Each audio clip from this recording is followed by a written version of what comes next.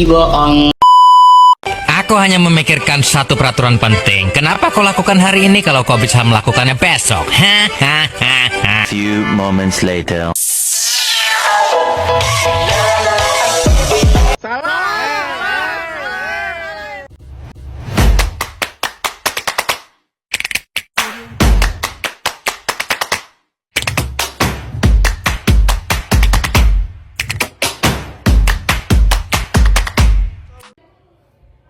Assalamualaikum warahmatullahi wabarakatuh. Perkenalkan, nama saya Nurhandayani dengan NIM 250820140027 dari kelas SA125. Di sini saya akan mempresentasikan materi tentang faktor-faktor yang mempengaruhi belajar dan pembelajaran. Latar belakang. Belajar merupakan aktivitas individu yang melakukan belajar, yaitu proses kerja faktor internal.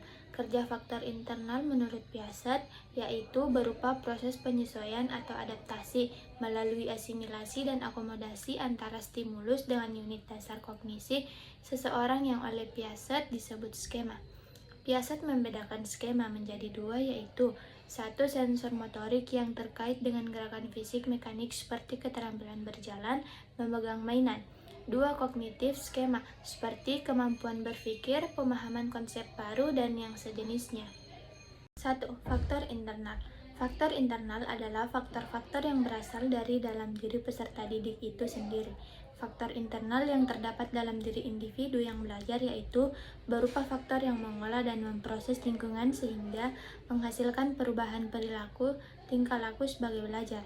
Karena karakteristik internal masing-masing individu berbeda satu dengan yang lain, maka masing-masing individu akan merespon terhadap faktor yang ada di luar dirinya atau lingkungan dengan cara yang berbeda. Pada dasarnya, faktor internal sangat kompleks yang dapat diklasifikasikan menjadi dua faktor, yaitu faktor fisiologis dan faktor psikologis. A. Faktor fisiologis. Faktor fisiologis adalah kondisi jasmani dan otot yang berkontribusi pada kesehatan organ tubuh dan sendi-sendinya. Faktor kelelahan, faktor gizi akan memberikan kontribusi berbeda terhadap proses dan hasil belajar. Individu yang kurang gizi dan kelelahan fisik akan merespon dan memproses sesuatu dari lingkungan berbeda dengan individu yang sehat, cukup gizi, serta kondisi jasmani yang optimal. B. Faktor psikologis. Faktor psikologis adalah aspek psikologis seseorang yang berpengaruh terhadap kuantitas dan kualitas hasil belajar siswa seperti kecerdasan, sikap, bakat, minat, dan motivasi. Setiap individu memiliki karakteristik psikologis yang berbeda-beda. Perbedaan inilah yang akan menimbulkan perbedaan cara merespon terhadap stimulus dari luar, yang akan berdampak pada hasil belajar yang berbeda. Adapun faktor psikologis antara lain intelijensi, emosi, bakat, motivasi, dan perhatian. Yang kedua, faktor eksternal. Faktor eksternal adalah faktor yang berasal dari luar diri peserta didik, namun sangat mempengaruhi proses dan hasil belajar. Faktor eksternal meliputi lingkungan keluarga, sekolah, masyarakat, serta lingkungan fisik. 1. Lingkungan keluarga.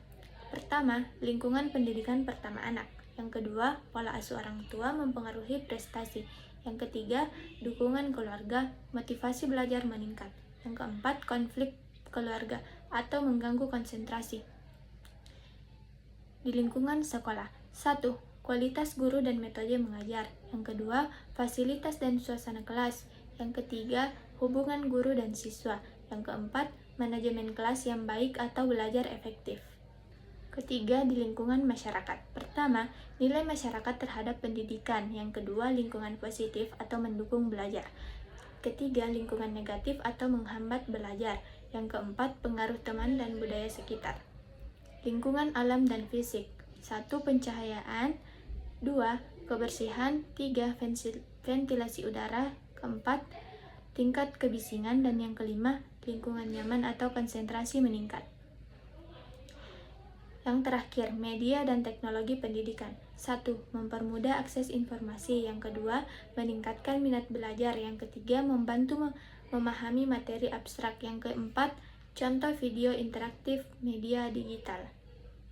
Itulah presentasi dari saya. Kurang dan lebihnya mohon dimaafkan. Wallahul muwaffiq ila aqwamit thoriq. Assalamualaikum warahmatullahi wabarakatuh.